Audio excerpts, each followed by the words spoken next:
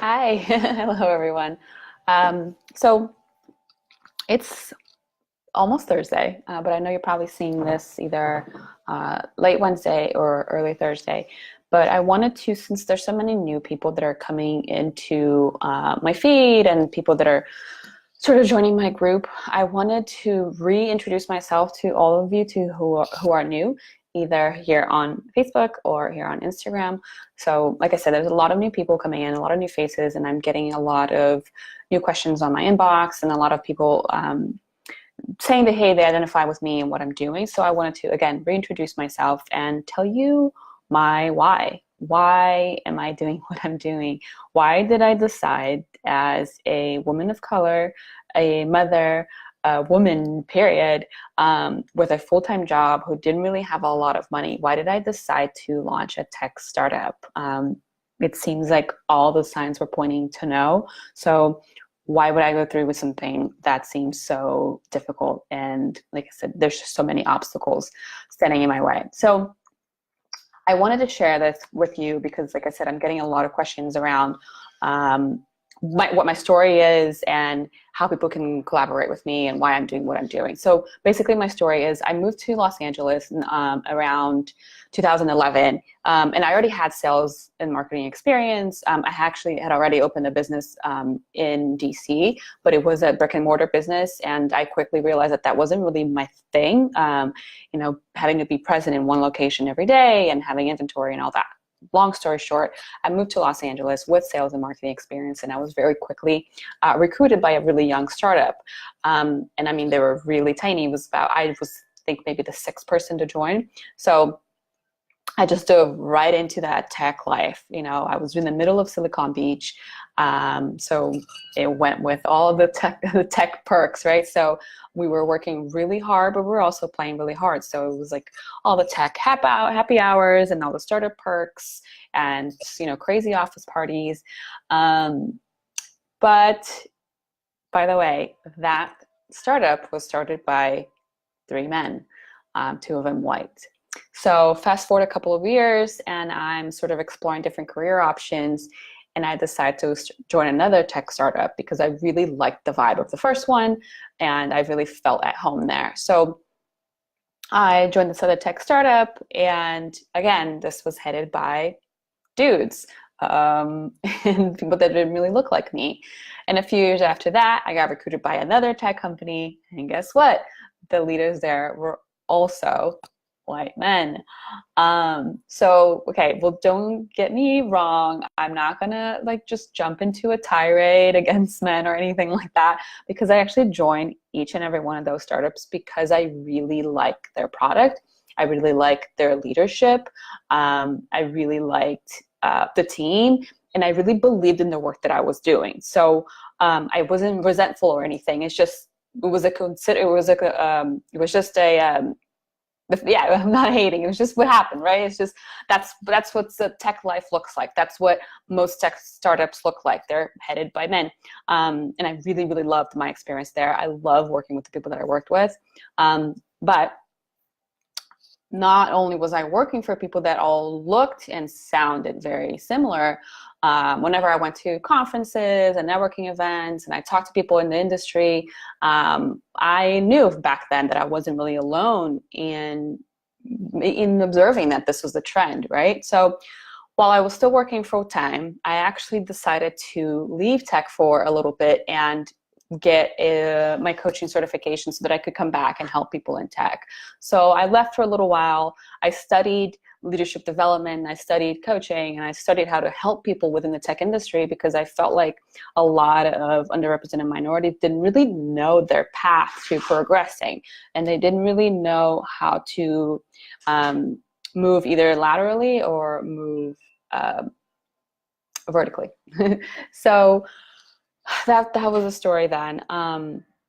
So then the original intent was for me to coach more women in tech and coach more men in tech to help them get promotions and negotiate better salaries and things like that.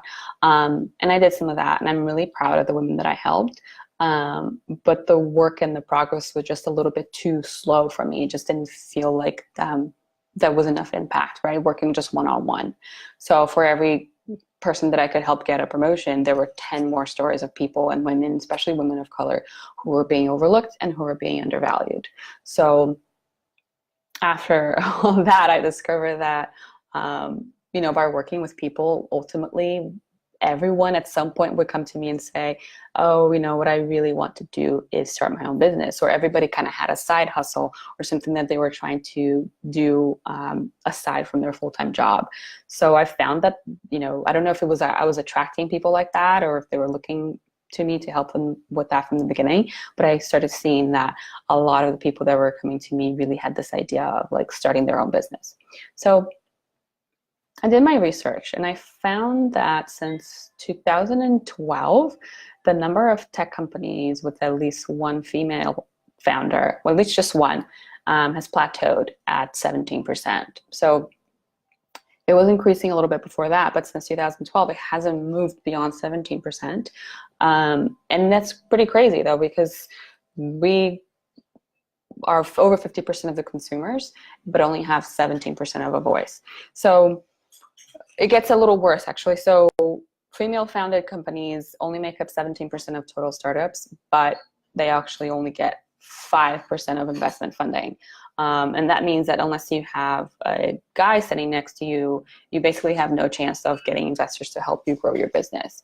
So it's no wonder, right, that there's brilliant women keeping their awesome ideas to themselves, because when you see numbers like that, it's really easy to get discouraged. But I do have to say that having that knowledge and being armed with the experience that I have, I decided to make a vow. I made a vow that I would help as many women as I possibly could and help them share their ideas with the world. Because like I said, most of my clients are already coming to me and saying, hey, I want to start a business. So I know women have ideas. I know these people have ideas. They just don't have the direction and the support to get them from where they are now to where they want to be. So what I did is, for me, this is not about ticking a box. I'm not just trying to say, hey, we're going to increase diversity here. Yeah, I mean, there's all kinds of different ways that people work. I think that diversity of thought is a really big thing. Just speaking to you, Rob 29A, having diversity of thought in a room is really important regardless of what you're doing. And it's not just about having more women. It's just about having different ideas and different backgrounds, different social economic backgrounds, and having people from all over really be able to give their ideas to the product, because a room with diversity creates a better product, period.